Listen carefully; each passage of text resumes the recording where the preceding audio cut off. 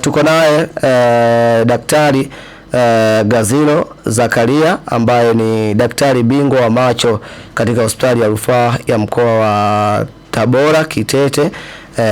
Lakini pia tutamsikiliza hapa Elifas Charles, afisa habari kutoka hospitali ya rufaa ya mkoa wa Tabora Kitete. Tutazungumza mengi kuhusiana na ugonjwa huu wa mtoto wa jicho. Kwanza kabisa ni kukaribishe daktari katika mada yetu hii, katika mjadala wetu huu ambao tunazungumza kuhusiana na ugonjwa huu wa mtoto wa jicho. Mtu anapozungumza mtoto wa jicho, unajua kuna ile kivyetu kifamilia tunasema tukisikia mtoto basi tunajua kuna kajicho kengine kamezaliwa ndani ya jicho. Anapozungumza mtoto wa jicho anakuwa anazungumzia nini hasa mwananchi akisikia ugonjwa huo? Asante ndugu mtangazaji, kama ulivyonitambulisha, naitwa Dr. Gazilo Zakaria, ni daktari bingwa wa macho kutoka hospitali ya mkoa wa Tabora Kitete. Mtoto wa jicho sio kwamba mtoto anazaliwa mwingine wa jicho, ila mtoto wa jicho imechukuliwa kulingana na jinsi huo ugonjwa unavyoanza. Manake unaanzishwa ni kama unazaliwa kama mtoto, unakuwa. Kwa hiyo kadri unavyozidi kwenda unazidi kukua kama vile mtoto alivyo, ndio maana ya hiyo. Sasa mtoto wa jicho ni nini? Mtoto wa jicho ni ile hali ambayo inatokea kwenye jicho lako. Kwenye jicho lako kuna sehemu nyingi ambazo zinatumika kuonea. Ya kwanza ni kioo cha jicho ambacho kiko mbele. Ukimwangalia mtu moja kwa moja utaona kioo cha jicho, halafu inafuata mle ndani ambayo inasaidia kupeleka mwanga mpaka nyuma, inaitwa lenzi. Hasa ile lenzi ndo huwa inabadilika kadiri muda unavyozidi kwenda, inakuwa na ukungu, ambapo ukungu unatokea kawaida unatokea kwa watu wazima kuanzia miaka 50, wanasema kuanzia miaka 50, ambao kwa wataalamu au wazungu wanaita ni senile cataract. Inaitwa ni cataract. Kwa senile cataract, senile kwa sababu ni inatokea kipindi mtu unavyokuwa, maana unazidi kuwa mzee. Lakini kuna wakati mwingine inaweza katokea kipindi bado haujafikisha ule umri wa miaka 50, kuanzia miaka 45. Hiyo inaitwa ni pre-senile cataract. Hizo zote hao wote ni watoto wa macho kwa watu wazima. Maana yake unapata ukungu ambao unaanza taratibu, unakuwa mpaka unafikia hatua huwezi kuona kabisa. Yaani maana yake mtu hawezi kuona kabisa, ikiwezekana ukimulika tu mwanga ndo ana uwezo wa kuona. Hiyo ni kwa watu wazima, lakini pia mtoto wa jicho anaweza katokea kwa watoto, ambapo mtoto anaweza kazaliwa na mtoto wa jicho, tunasema ni congenital, kazaliwa na huyo mtoto wa jicho, amezaliwa tayari lenzi yake ina ukungu. Au mtoto anaweza kapata yule mtoto wa jicho kadiri muda unavyozidi kwenda, na maana yake ameshamaliza mwaka wake mmoja wa maisha. Baada ya hapo unashangaa unamuona mara jicho lake halioni, ukija kumtazama unakuta ana mtoto wa jicho. Na kingine, mtoto wa jicho anaweza katokea tena kwa watoto, kwa watu wazima na kwa vijana kama sisi. Mfano, ukipata ajali, unaweza kupata ajali ya jicho, ukaumia jicho. Mwanzoni jicho likauma, baadaye likatulia, likawa kawaida kabisa, lakini baadaye ukaja ukapata ukungu kwenye jicho lako. Hiyo yote inaitwa ni mtoto wa jicho. Asante. Na kuna swali hapo kwamba wakati unataja hapo kwamba ni makundi yapi umezungumza, unaweza kazaliwa nao mtu kwa maana ya mtoto mdogo, lakini pia umri wa miaka 60 huko, umri wa uzeeni. Sasa swali langu ni kwamba kwa sababu tukitazama unakuta kuna baadhi ya wazee unakuta ana miaka 90 na miaka mingapi, lakini anaona vizuri kabisa. Lakini kuna hawa ambao ana miaka yake tu 40 na ngapi, hapa tayari ameshaanza kupoteza uoni wake. Changamoto hii, kwa nini kuwe na umri huu, kwamba tukiwagusa zaidi sana hawa ambao hawazaliwi nao anaupata akiwa mkubwa? Ni kipi ambacho kinasababisha mpaka mtu akifikia katika umri huo wa miaka 60 na anakuwa na mtoto wa jicho? Mtoto wa jicho kwa wazee maana yake inaitwa senile cataract. Kwa wazee ni kama ugonjwa tu, kama ugonjwa zingine unaweza tukaugua na mimi na wewe malaria afu mimi nikalazwa afu wewe usilazwe, ila ni ugonjwa sawa. Lakini sasa kinachotokea kwa mtoto wa jicho, kuna sababu nyingi ambazo zinapelekea mtu apate mtoto wa jicho. Kwa wazee kuna sababu nyingi ambazo zinasababisha huyu mtoto wa jicho aanze mapema au achelewe kuanza. Na pia mtoto wa jicho anakuwa wa aina tofauti.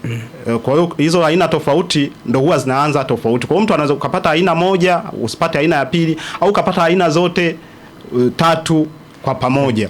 Kinachofuata nini sasa? Maana yake vyakula tunavyokula wakati mwingine, hasa vyakula ambavyo havina, tunashauriwa kula vyakula ambavyo vina vitamini C, vitamini E sana, zinasaidia sana. Mfano kama matunda, mboga zinasaidia sana kusababisha mtoto wa jicho achelewe kuanza.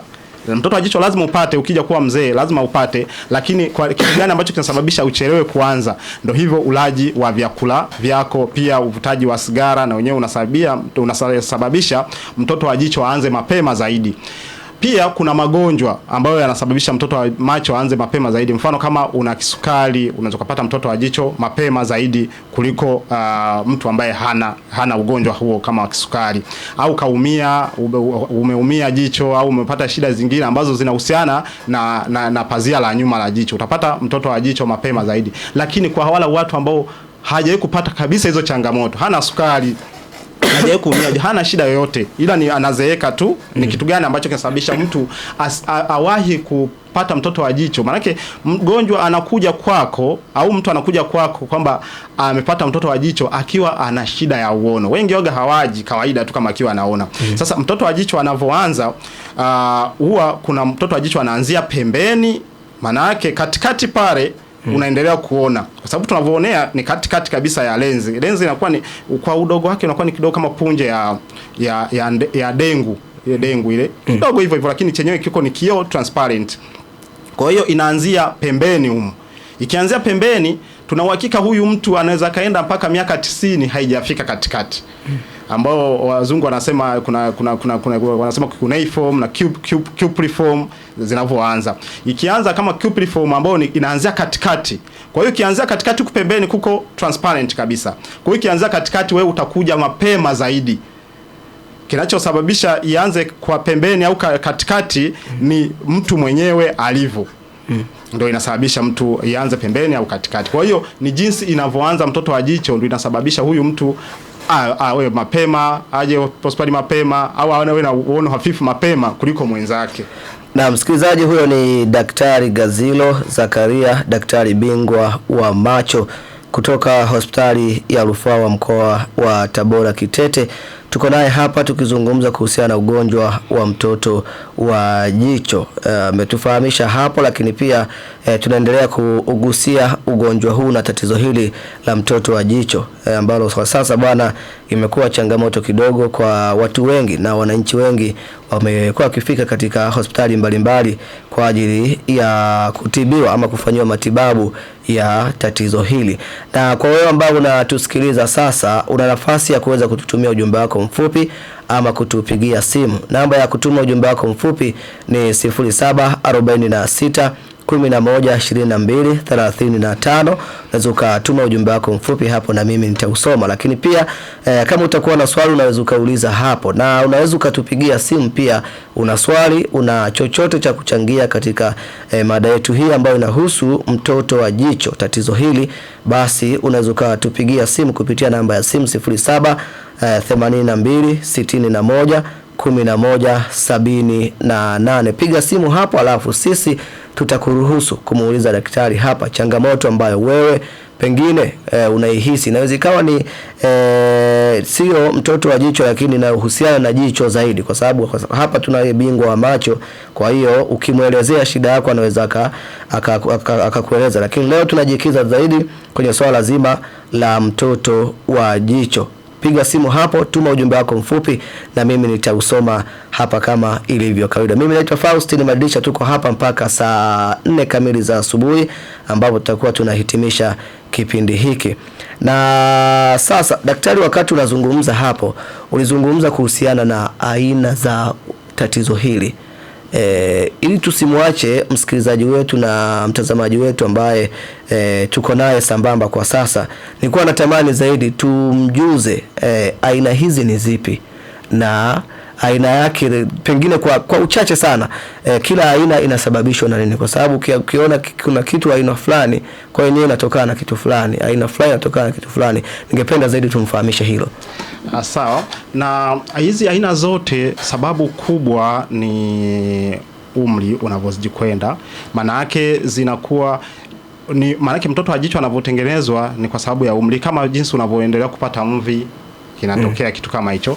Maana yake inavyotengenezwa ni kwamba kwenye ile lenzi ya macho huwa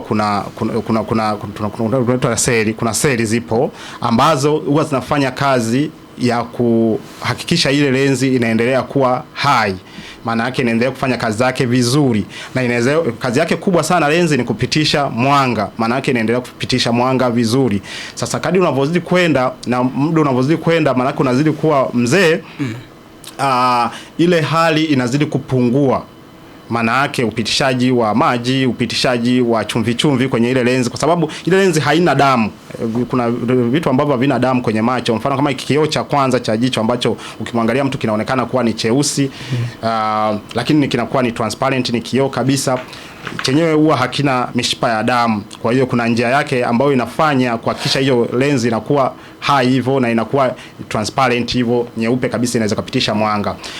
Kwa hiyo sasa hizo lenzi, hizo seli za kwenye lenzi zinazidi kufanya kazi zake ya kawaida. Inapofikisha umri wa utu uzima, maana yake miaka 60, ile hali ya ufanyaji kazi wa kawaida inapungua. Maana yake kinachotokea sasa ni kwamba pale katikati tunaanza, mfano kama pale katikati zile chumvi zinavyokuja zinavyotoka, ule utoaji wa zile chumvi unakuwa haupo, ni jinsi unavyokuwa. Kwa hiyo sasa maji yanakuwa yanaweza kujaa mle ndani, alafu kuna protini mle ndani ambazo huwa hazishikani sana kuhakikisha mwanga unazidi kupita, lakini sasa unavyozidi kukua zile protini zinakuwa zinashikana sana. Hiyo ni kawaida. Sasa unapopata kama kuna changamoto zingine sasa ambazo zinakuepo, mfano sasa ambapo nasema labda kuna ugonjwa mwingine, kuna sukari, kuna kila kitu, huwa inasababisha hizo. Ya kwanza ile ambayo ni uzee kabisa, huwa ni unavyozidi kukua, ni ile lenzi tu ile ya katikati inazidi kushindwa kutoa chumvi. Ila unavyopata magonjwa mengine, mfano kama sukari au shida zingine, hata matumizi ya dawa, unakuta ule mtoto wa jicho anatengenezwa tofauti kidogo, unakuta kwa nyuma, tunataga ni posterior subcapsular cataract, anatengenezwa kwa nyuma. Kuna zingine zinaweza kutengenezwa kwa pembeni. Hizo mfano kama sukari zinaweza kusababisha atengenezwe kwa pembeni, asianzie katikati. Na kingine sasa kinasababisha, mfano kama ukiwa na pressure ikijaa sana, unaweza kushangaa kasababisha pressure za macho. Kwa hiyo sasa jinsi inavyotengenezwa inategemeana na mtu mwenyewe. Mtu mwingine anaweza kupata hiki na mwingine akapata tofauti, na wanasema kuna research wanasema zingine sababu za kutengeneza huku na huku, zingine zinakuwa sababu hazijulikani, wanasema ni idiopathic reason. Lakini mtu anaweza, na mtu mwingine anaweza kupata zote kwa pamoja, ikaanzia pembeni na katikati, ikiwezekana na nyuma ikatengeneza. Tuje kwenye dalili za tatizo hili, ni zipi hasa? Kwa sababu unaweza ukawa tu umetulia zako, labda jicho linawasha ama ni nini, atagunduaje kwamba mtu huyu sasa hivi bwana, kinachonisumbua ni changamoto ya mtoto wa jicho? Sawa. Kwanza kabisa, kwa sababu tunapata watu kliniki, anakuja labda anakuambia jicho linauma, mwingine anasema jicho linauma daktari, na mtoto anakupigia simu, wakati mwingine anakuambia na mtoto wa jicho, sababu anakuambia jicho linauma. Mara nyingi mtoto wa jicho hasa ule mtoto wa jicho wa uzeeni, kwa sababu kuna mtoto wa jicho wengine wanapata kwa baada ya kupata ajali, obviously hapo jicho litauma. Lakini mtoto wa jicho wa uzeeni ambao unaupata, ambao tunaita senile cataract, huwa haiumi, jicho haliumi, inaitwa ni painless vision loss. Kwa hiyo unapotea bila maumivu ya aina yoyote. Dalili kubwa ambayo unaiona ni uono kupungua. Kwa hiyo uono kupungua, na kingine unavoangalia mara nyingi unaona ni ukungu. Utaanza na ukungu, mfano kama wale ambao ni madriver au ambao hata kama mfano kama ukitoka nje kidogo juani, utakuwa unaona mwanga unakuwa ni mkali. Sawa, tunaita ni glare, unakuwa unapata glare sana. Kwa hiyo ndo dalili kubwa sana ya mtoto wa jicho. Na wengine wakati mwingine unakuwa unaona rangi, yani unaona kama upinde. Mtu akiangalia anaona kama upinde, rangi nyingi zimekaa pale. Kwa hiyo hizo ndo dalili kuu za mtoto wa jicho. Uono hafifu ambao unakuwa unaona ukungu, pamoja na wengine wanakuwa wanapata rangi zinakuwa zinaonekana kama anaona upinde.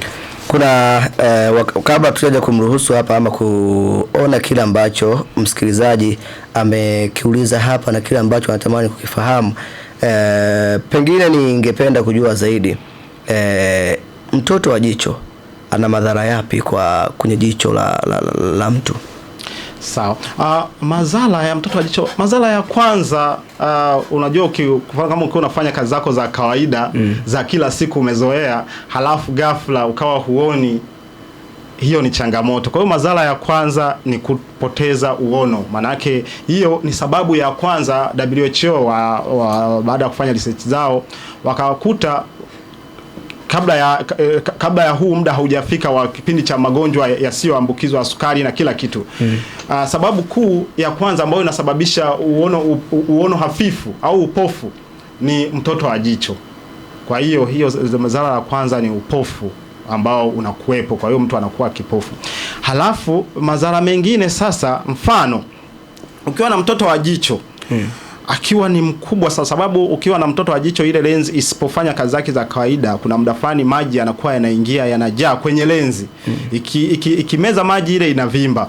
Kwa hiyo unakuta wakati mwingine lenzi inavimba. Ikishavimba pale kuna sehemu kwenye lenzi maji ya jicho yanazalishwa kutoka nyuma nyuma kwenye lenzi kule, yanapelekwa mbele kwenye jicho. Kuna sehemu mle ndani, kuna chemba ziko posterior chamber na anterior chamber kwenye jicho.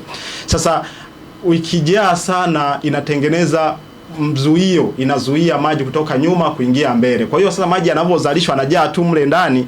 Kwa hiyo unaweza ukashangaa ukajikuta kuna pressure ya macho tena inasababishwa na hiyo mtoto wa jicho. Kwa hiyo mtu alikuwa na mtoto wa jicho amekuwa mkubwa, tunasema ni mature cataract, baadaye inakuwa hyper mature cataract, baadaye inatengeneza pressure ya macho inakuwa inajaa. Hiyo ni glaucoma. Baadaye anapata glaucoma. Pia mtoto wa jicho mwenyewe anaweza kusababisha baadaye jicho likaanza kuuma, kwa sababu mtoto wa jicho lenzi inavyozidi kujaa maji inafika stage sasa inakuwa ina uwezo wa kupitisha yale maji, yanakuwa yanatoka nje. Kwa hiyo protini za lenzi kianza kutoka nje sana, kinachofuata ni nini? Jicho linavimba kwa sababu tayari imeshaanza kupata vitu vigeni. Hii lenzi mara nyingi yenyewe ilivyotengenezwa kipindi cha uumbaji sasa, yenyewe ilikuwa ina viashiria vya ngozi, yani ina athiri ya ngozi. Yani vitu vya ngozi vikaja kujiform, ikaja katengenezwa lenzi mle ndani. Manake iko mle ndani kama mgeni mle ndani ya jicho. Kwa hiyo ukitoboa lenzi, yale madude ambayo yako ndani yakatolewa ndani ya jicho, linatoa askari wake, inasema kwamba kuna kitu kigeni kimeingia humu ndani. Kwa hiyo lianze kupambana na wale cells vitu vingine ambavyo ni vigeni, kupambana kwa jicho au kwa mwili wote, kupambana na vitu ambavyo ni vigeni au virusi au bakteria. Huwa mwili unavimba. Kwa hiyo na jicho unashangaa linavimba. Hiyo inaitwa ni uveitis. Kwa hiyo unapata kuna vitu vingi sana. Mtoto wa jicho asipotibiwa mapema, huyu mtu alikuwa kawaida tu atakuja apate changamoto nyingine nyingi. Na mimi inawezekana naweza nikawa niko ndani ya mada ama niko nje kidogo, wakati unazungumza kuhusiana na dalili kwamba kuna mtoto wa jicho anaanzia pembeni, kuna mwingine anaanzia katikati, mwingine sio anaanzia wapi. Lakini hivi sisi wananchi huwa tunapenda kufahamu kwamba huwa tuna dalili zetu ambazo nikikuona tu hapa najua huyu ni mtoto wa jicho. Hivi mtu akiwa na vialama pembeni huku ndio hiyo tujue kwamba ana mtoto wa jicho ama hivyo huwa vinasababishwa na nini? Unakuta anakia kidoti cheusi, sijui kinini, yani pembeni huku labda chekundu na nini pembeni ya jicho. Hizo zote zinazotokea kwenye ngozi. Kwanza mtoto wa jicho anatokea ndani ya jicho. Ndio maana nikasema kwenye ndani ya jicho pale kuna hii hapa peusi, si ndio? Okay. Alafu peusi alafu ndio ile lens, si ndio? Alafu huku kuna ile layer ile nyeupe ile. Inakuwa hapo kuna alama nyeusi. Aha. Ndio mtu amesha generate hapo mtoto wa jicho ama hiyo kwanza jinsi jicho lilivyo, ngoja tupeane kwanza anatomy ya jicho. Tunasema ni anatomia ya jicho. Anatomia ya jicho iko hivi. Kuna hizi kwanza kope hapa kwa nje, kope kuna vifuniko vya kope tunaita eyelid Kiswahili Kiingereza. Halafu kuna hii ukimwangalia mtu unaona nyeusi. Si naeleweka, unaona nyeusi ukimwangalia mtu, hata wewe nikimwangalia naona nyeusi. Unapoona ile nyeusi sio lenzi. Ile ni kioo cha jicho tunasema. Na kile kioo kiko transparent kabisa. Unaona nyeusi, napenda kuelezea. Unaona nyeusi kwa sababu wewe ndo ulivyotengenezwa hivyo. Hiyo ni brown kwa weusi, kwa black tunasema. We are Africans. Black Africans wanakuwa na brown. Hizo ni eyelid, ni vile vitu vya ndani. Usijui kama mtu aisha kuangalia wazungu. Wazungu mara nyingi wanakuwa blue fulani, kuna wengine wanakuwa blue kutegemea na mzungu yuko anatokea wapi. Wajerumani wale wengi sana wana macho hayo, macho ya paka unasema, unaonekana kama macho ya paka. Hizo zote sio lenzi. Na hivyo vyote ukiwa unaviona huwezi kaona mtoto wa jicho. Mtoto wa jicho hiyo sasa, baada ya hiyo sasa unayoiona hiyo ndani inaonekana macho ya paka, mle ndani sasa ndio kuna mtoto wa jicho. Okay, kumbe sio hapa juu. Sio hapa juu. Okay, basi. Nikajua ni hapa juu. Na unapokuja hospitali sisi tunavyokuangalia, mimi kwa kweli nikikuangalia hivi naweza najua kwamba huyu nikikuangalia tu najua ana shida ya mtoto wa jicho. Na hii mtoto wa jicho wazungu wanaita cataract. Cataract ni neno la Kigiriki linamaanisha waterfall. Waterfall, yani maji yanavodondoka kutoka kwenye mlima. Ukiangalia kwa mbali unaona kama weupe fulani na mvuke, yani kama kuna mvuke fulani hivi ambao weupe ule, ile waterfall. Sasa mtoto wa jicho sasa ukimwangalia mtu katikati kwenye mboni, sio kama unajua mboni, yani baada ya ile ya nyeusi sasa ile katikati pale ndo mboni, na mboni wage inafunga au kufungua kama kukiwa na mwanga. Sasa ukimwangalia pale katikati sasa kwenye mboni pale, ukiona kwa mtu wa kawaida ukiangalia pale katikati kwenye mboni utaona nyeusi. Wawe mzungu awe nani, ukiangalia kwenye mboni utaona nyeusi. Kwa hiyo yale macho ya paka yale ukiangalia pembeni, lakini katikati kabisa utaona nyeusi. Mtu ambaye ametengeneza mtoto wa jicho pale katikati utaona nyeupe. Sasa hile ndio inaonekana kama waterfall. Okay. Bwana, tumepata elimu ya kutosha hapo, lakini kwa sasa kabla tuaje kwenye swala zima la matibabu ya mtoto wa jicho, tumetazama madhara, lakini mkumbushe msikilizaji kwamba tuko hapa mpaka saa 4 kamili za asubuhi, kiwa sasa tumebakiwa kama dakika 20 hivi. Na sasa nipokee simu yako, lakini pia nipitie ujumbe wako na maswali ambayo umeweza kuuliza hapa. Nianze kwa kupokea simu, halafu baadaye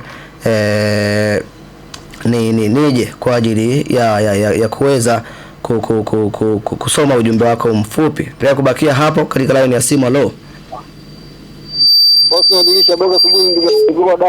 Salama, habari ya kwako? Njema ndugu damu hapo. Simu nyingine hapo, Kamanda Azam Sebastian Antaga moja hapo ndugu yangu. Karibu sana kwenye mjadala wetu kwa siku ya leo. Bado nimepata mdada barabara kwa sababu uko vizuri. Nimeelewa na vizuri. Ndio. Swali langu la msingi kwamba ni kwa nini inakuwa kijana tunamkuta kijana alikuwa anaona vizuri macho yetu. Ndio. Lakini baada ya muda fulani unasikia kwamba huyu mtu anasumbua kuona, anaona afafifu hivyo. Lakini bado ni kijana sio mzee au hata miaka inaenda kidogo. Sasa sijui kama inakuwa nini. Alafu kitu kingine. Yaani matibabu ya macho yanakuwa yana kazi zake kama KCMC, Buganda ni mbali. Hata kitu inakuwa huduma inakuwa changamoto. Sasa msikio labda daktari bingwa tarehe fulani basi fulani inakuwa kubwa. Sasa inakuwa jambo naomba msaada hapo. Kazi nyingine tuko pamoja. Okay, asante, endelea kusikiliza Tabora FM. Ndio posimadishi. Ni Kamanda Wazamu huyo ambaye kauliza hapo. Swali la kwanza ni kwamba unakuta kijana alikuwa mwanzoni anaona kabisa vizuri, halafu ikafika stage akaambiwa tu bwana uoni wake ukapungua, shida huwa ni nini? Lakini la pili ni kwamba issue nzima ya matibabu ya haya unakuta mambo yanakuwa ni mengi sana kwenye matibabu. Sijui huwa inakuwaje? Yani ndo alichokiuliza hicho kwamba kwenye umri mdogo mtu haoni, si ndio? Halafu kienda kwenye matibabu foleni ya kutosha. Karibu daktari. Kuhusu changamoto za macho ziko nyingi sana. Changamoto za macho ziko nyingi sana na mfano kwa vijana changamoto zinakuwa ni nyingi sana. Unashangaa usiwe kama mtoto wa jicho. Waga mara nyingi kwa vijana, mfano kama kwa umri wetu, ukinikuta mimi na macho yote na mtoto wa jicho, kama nilizaliwa kawaida kabisa nikaendelea na maisha yangu kawaida, ukanikuta na macho yote na mtoto wa jicho macho yote, mara nyingi huwa labda nimeugua ugonjwa fulani, kwa sababu hata magonjwa mengine ambayo tunasema ni systemic diseases, magonjwa mengine yanaweza yakasababisha mtoto wa jicho. Kuna magonjwa ambayo mfano kama yanahusiana na joint, tunasema rheumatoid, zile diseases zote wakati mwingine zinasababisha mtoto wa jicho. Pamoja pia kwa vijana kama sisi, mtoto wa jicho mara nyingi tunampata kama ukipata ajali, mara nyingi inakuwa ni jicho moja tu ndio unapata mtoto wa jicho. Sasa mfano kama kwa kijana ambaye alikuwa anaona kawaida kabisa, halafu baadaye apate mtoto wa jicho, baadaye uono wake, kusema kwa mtoto wa jicho amesema kuhusu uono ukawa hafifu. Vitu vikubwa sana ambavyo tunaangalia kwa vijana. Namba moja ambacho nataka watu wakielewe sana, ni kwa vijana tunatakiwa tuanze kufanya kliniki za macho sana. Hata kama huna shida kabisa, unatakiwa uende kwa daktari au kwa wataalamu wa macho akakucheki. Tunashauriwa ufanye uchunguzi wa macho kila baada ya miaka 2 kwa kijana. Ukishaanza miaka 45 kuanzia 40 unatakiwa ufanye kila baada ya mwaka mmoja. Nataka kuendelea. Kwa hiyo sasa kijana ambaye alikuwa anaona vizuri, baadaye unashangaa haoni, hospitali anaanza milolongo mingi. Vitu vikubwa sana huwa tunaangalia mshipa wa fahamu wa macho. Kuna kitu tunaitaga optic atrophy, optic neuropathy. Hivyo vitu huwa tunatakiwa tuviangalie sana kwa kijana, na ukishaanza vile uponaji wake unakuwa ni changamoto sana. Kwa hiyo tunaendelea na wewe, tutaendelea naye, tutakuwa tunampa kliniki anaenda, kuna dawa tutakuwa tunampa zile supplement anaenda. Na sababu za hizo optic atrophy kutokea huwa mara nyingi hakuna sababu kabisa kamili ambayo inasababisha hiyo kitu, lakini wanasema vyakula vinaweza kuwa vinasababisha sana, ambao vyakula vinakuwa na upungufu sana wa vitamin, pamoja na vingine tunasema inaitwa toxic optic neuropathy. Toxic optic neuropathy ni kwamba unakula vyakula lakini havifiki kwenye mshipa wa fahamu wa macho. Kwa hiyo sasa mtu kama yule tunamfanyia matibabu, hakija tunamrudisha tena baada ya mwezi mmoja, tunaendelea kumfanyia follow up sana. Na wengine tunawekeza kwenye kliniki ya uono hafifu. Kwa hiyo anakuwa ni mtu ambaye tunakuwa naye sana. Kwenye swala la foleni, wakati zamu ya chazi ikifika tutaligusia. Tusikilize kwanza simu ya msikilizaji hapa ambaye anatupigia hapa katika line ya simu. Hello. Habari ya kwako? Salama, habari ya studio. Salamu, unaitwa nani kutoka wapi? Naitwa Samuel Mwendo nikiwa Igunga, mtaa wa So. Karibu sana kwenye mjadala wetu kwa siku ya leo. Ndio, mjadala wetu nimeupata vizuri. Mimi changamoto yangu, mimi mwenyewe hapa nina tatizo la jicho. Ndio. Nilikuwa kwenye kazi zangu mimi fundi ujenzi, niliumia wakati nakatakata waya nikiwa nimegonganisha kwenye jiwe, lakini kaliruka kipande kajiwe kakanipiga jicho likawa linavujia damu nyingi sana. Ndio. Nimeenda hospitali ya Kolandoto, nishindikana kutibiwa, nikaambiwa kwamba kuna kidonda ndani mpaka kipone kwanza. Ndio.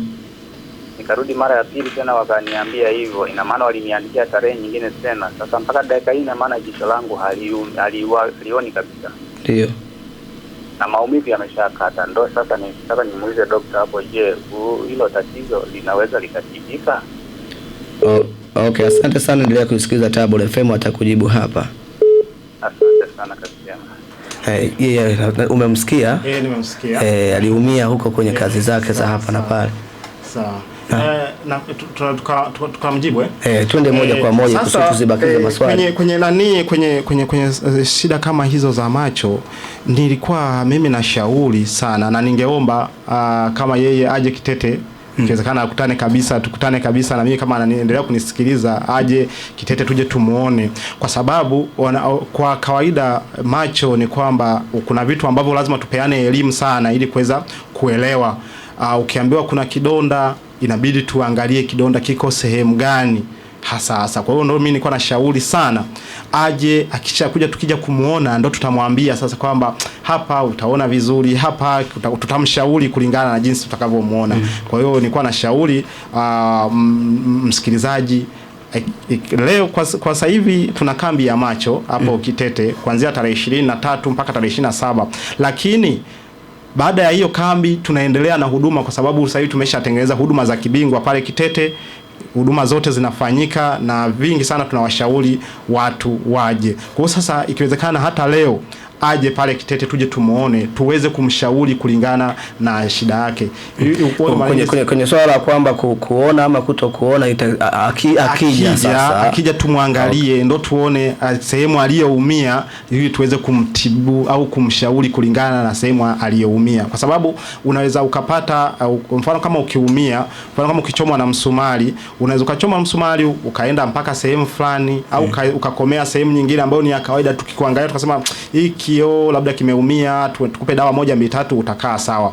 Lakini tena unaweza kaumia kwa mazingira ambayo yanakuwa ni changamoto, au unaweza kaumia kawaida tu, lakini jicho lenyewe likaanza kuvimba kadri muda unavyozidi kwenda paka likatengeneza pressure ya macho, ambapo pressure ya macho kishatengeneza ikaumiza mshipa wa fahamu, huwa kuna mazingira yake na yenyewe tunatakiwa tumsaidie. Kwa hiyo tulikuwa tunashauri ikiwezekana aje hospitali tuje tumuone vizuri, tutamsaidia sana. Kuna mtu anaitwa Magige Tilinga Ngele kutoka Igunga, Tabora, Tanzania, mtaa wa Store.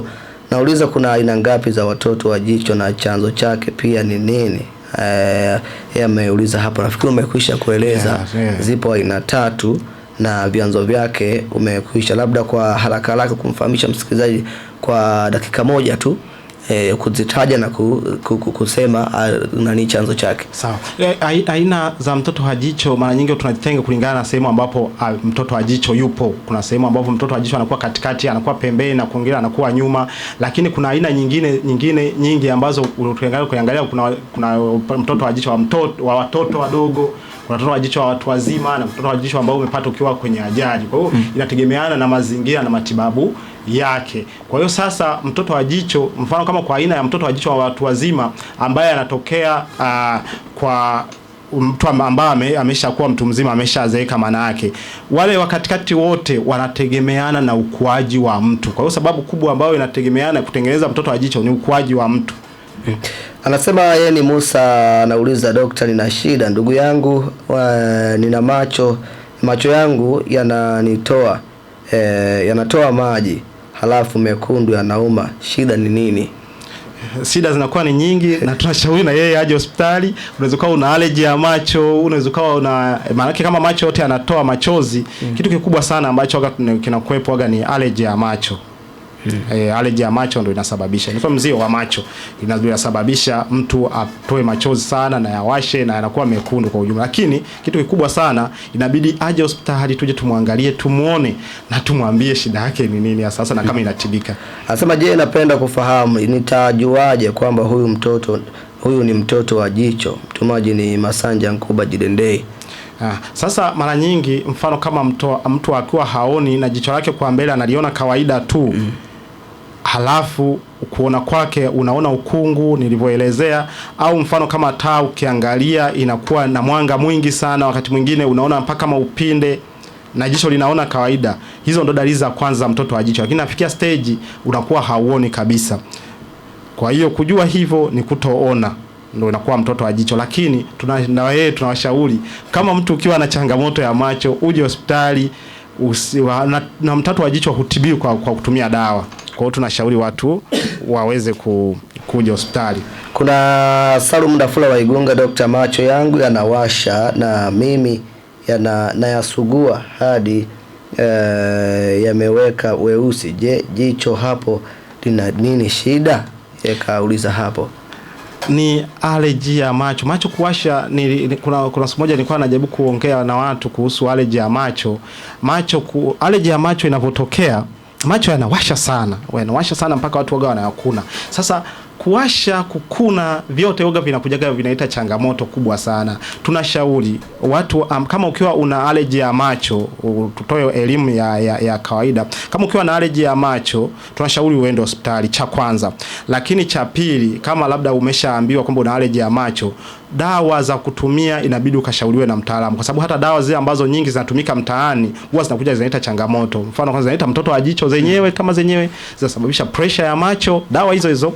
Sasa tunashauri, mfano kama ukiwa na mtoto wa jicho nyumbani, wewe mwenyewe uko nyumbani, ukiwa na pressure na allergy ya macho nyumbani, tunashauri, kwa sababu allergy huwa mara nyingi ni damu inakuja pale, inaleta askari pale, ndio wanakusababisha uwashe, maana yake seli zile zinasababisha uwashe. Chukua maji ya baridi kabisa, ambao unaweza kuweka kwenye friji, lakini ambao unaweza kuyavumilia, sio baridi mpaka unaungua usoni.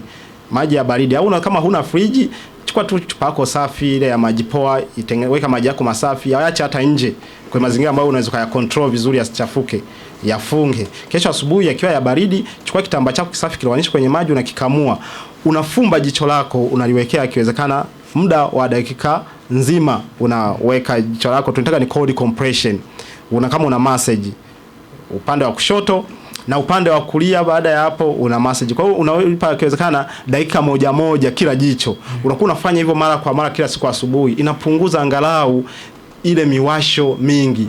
Lakini tunashauri uje waone wataalamu wa afya ya macho ili waweze kushauri zaidi. Na Salome Joseph kutoka Ipumbulia, ujumbe wangu, kuna bibi yangu haoni kabisa, kuna uwezekano wa kuona? Aje hospitali tuje au umri ndio umemtupa? Hapana, aje hospitali tuje tu.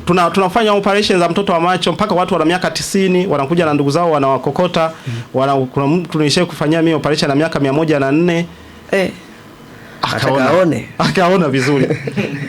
Ameona vizuri sana. Wenye miaka 80, alikuwa ni babu yule. Miaka 80 tumfanya wanaona, na kuna watu wana ushahidi wengi tu. Wagonjwa wangu wengine wananipigia simu sana. Kwa hiyo tunaomba wao wagonjwa wote ambao wana changamoto, usikate tamaa kwamba ni mtu mzima. Tunawafanyia operation, watu wanaanza kusaidia sana nyumbani. Dokta, tuhitimishe kwa dakika ambazo zimesalia hizi. Matibabu ya mtoto wa jicho ni yapi? Matibabu ya mtoto wa jicho ambao sisi tunasema, kwa kitaalamu wanasema definitive management. Maana definitive management ya kutoa tatizo kabisa huwa ni kufanya operation. Lakini mtoto wa jicho niliwaambia ni mtoto, mwanzo nilielezea kwamba mtoto wa jicho anakuwa sisi tunasema ni mtoto wa jicho, wazungu wanasema ni cataract. Hiyo kwa sababu wenyewe walichukua waterfall, cataract. Lakini sisi Waswahili tunasema ni mtoto wa jicho kwa sababu jinsi anavyoanza, maana yake anaanza taratibu mpaka anakuja kufikia anakuwa mkubwa kabisa huyo mtoto wa jicho. Maana yake tunasema anakuwa high mature mpaka anakuwa hyper mature, sawa, mpaka kuna aina nyingine ambazo ni za mwisho kabisa ambazo ndio zinaleta complication baadaye. Sasa inakuaje sasa? Mfano sisi wakati kuna vipimo wakati tunawapima vya uono wa macho ambao unaangalia ni wapi unaona, tunakuangalia, tunakugrade unavyoona wewe kulingana na shirika la afya duniani, tunakugrade. Sasa mwanzoni, kabla hujapoteza uono kabisa, tunachokifanya ni kwamba ukiwa na mtoto wa jicho tunakushauri, tunakupima, then tunakupa miwani mwanzo kabisa. Hiyo ni mwanzo kabisa, hatua za mwanzo kabisa. Tutakupa miwani ambayo ile miwani itakusaidia kwenye huo uono ulionao, utakusaidia sana kwenye majukumu yako. Hatuanze kufanya operation mtoto wa jicho akiwa mdogo. Sisi ni kwa sababu ya mazingira yetu, ila wazungu wameshafikia stage saizi wanafanya operation kipindi mtoto wa jicho akiwa ndo anaanza kabisa. Wanafanya operation, wanatoa kabisa na wanaweka lens nyingine. Kuna njia nyingi sana za kufanya operation ambazo zinakuepo. Kuna njia ya kutumia tundu kubwa, unakata kabisa pale, na kuna njia kutumia matundu madogo. Hasa zile za matundu madogo ndo wanazitumia sana wazungu kwa sababu huwa unapona mapema sana. Kwa hiyo sasa cha kwanza sisi unatakiwa uangaliwe na utaangaliwa na kazi zako unazozifanya. Tutakupima miwani, tutapima kila kitu, tutakupima na miwani, tutakupa miwani hatua za kwanza. Hatua zinavyozidi kwenda ndo tutakufanya nini? Tutakuja tukufanyia operation. Ikitakafikia stage uono umepungua kabisa kiasi kwamba uwezi ukafanya kazi zako. Hivi ulaji wa matunda na mboga mboga inaweza ikasaidia kutibu hilo tatizo, ama kwa sababu watu kuna muda unafika hospitalini daktari anakuambia kula mboga mboga utaongeza uoni, ama kuna namna fulani macho yako yatakuwa bora. Hiyo huwa inakuaje? Inaweza kusaidia kutibu hiki? Kwa mtoto wa jicho ulaji wa mboga mboga na matunda haisaidii kutibu mtoto wa jicho, ila ulaji wa mboga mboga na matunda ni kinga kama hujapata mtoto wa jicho. Maana yake ina delay upatikanaji wa mtoto wa jicho. Kwa hiyo sasa, mfano kama wewe unakula, ndio maana nisema kwamba visababishi sana ambavyo vinasababisha hata vyakula vyetu, maana yake vitamin C, vitamin E, sijui hizo protini, unavokula sana vinasaidia huyu mtu. Unashangaa ana miaka 60, ana miaka 70, ana miaka 80, huyu mtu bado ukija kumwangalia uono wake uko vizuri tu. Unakuta mtoto wa jicho ameshaanza lakini kachelewa kuanza. Kwa hiyo hivi vyote huwa vina delay mtoto wa jicho kuanza. Na kutokula hivi vyakula vinaweza kusaidia au vikasababisha uanze mtoto wa jicho mapema. Kwa hiyo sasa ulaji wa hivyo vitu una faida kubwa sana. Kingine, unapoenda hospitali unaambiwa sijui kula karoti, kula nini, tunawaambia watu wazima wale hizo karoti. Kuna shida nyingine ambayo ipo, ambavyo hivyo vitu vyote unapofanya operation ya mtoto wa jicho huwa mtu anaweza kawa ana matarajio mazuri sana akija kwenye kwa mfano unamuelezea baada daktari unaona mgonjwa wako kuna 1 2 3 kuhusu mtoto wako wa jicho, tunakufanyia operation. Mtu mara nyingi akili yake ukishampa yote hayo huwa anatazamia kwamba nitaona kesho. Matarajio hapo na of course wao wanaona, yaani mpaka ukifanya operation kama haina shida, kesho mtu anaona vizuri sana. Ukifanya operation kama haina shida, lakini kuna changamoto ambazo zinasababisha mtu achelewe kuona, au ikiwezekana amefanywa operation afu jicho uono hafifu au lisione kabisa. Namba 1, mfano mtu akiwa na sukari. Mtu akiwa na sukari ukimfanyia, kuna vitu vingi sana unatakiwa viangalie kabla hujafanya operation. Na operation zinafanyika kwa wagonjwa wa sukari, lakini tunatakiwa kuna vitu viangalie. Namba 2, mtu akiwa na pressure ya macho. Mtu akiwa na pressure ya macho ambao kitaalamu tunaita glaucoma. Pressure ya macho kama sio pressure ya macho tu unayoipima, ni shida ambayo imesababishwa na pressure ya macho kwenye mshipa wa fahamu. Hivyo vitu vyote vinasababisha mtu asione vizuri baada ya operation. Kingine sasa ambacho ndo tunashauri mtu ale carrots na nini. Kuna kitu inaitwa age related macular degeneration. Maana yake ni shida ambayo inasababishwa na ukuaji, lakini hiyo shida haiko kwa kila mtu. Kuna baadhi ya watu wanakuwa nayo, na nyingine wengine inaanza sana mtu ukifikisha miaka 55. Kwa wale ambao wanakuwa nayo, unakuta kwenye kuonea kwenye pazia la jicho ambao ni retina, kuna kuwa na aina fulani ya kusinyaa. Sasa ile mara nyingi tunasaidia tunawashauri watu wale karoti, kwa sababu zile angalau huwa zinapunguza kidogo kwenda kwenye mazingira magumu sana. Wakati unazungumza hapo daktari, kwa kuyataja tu ni matunda gani ambayo angalau yanachelewesha mtu kupata tatizo la mtoto wa jicho? Kwanza tunashauri watu mboga kwanza, zile mchicha, spinach, sijui Chinese, hizo ni mboga nzuri sana mtakiwa watu wale.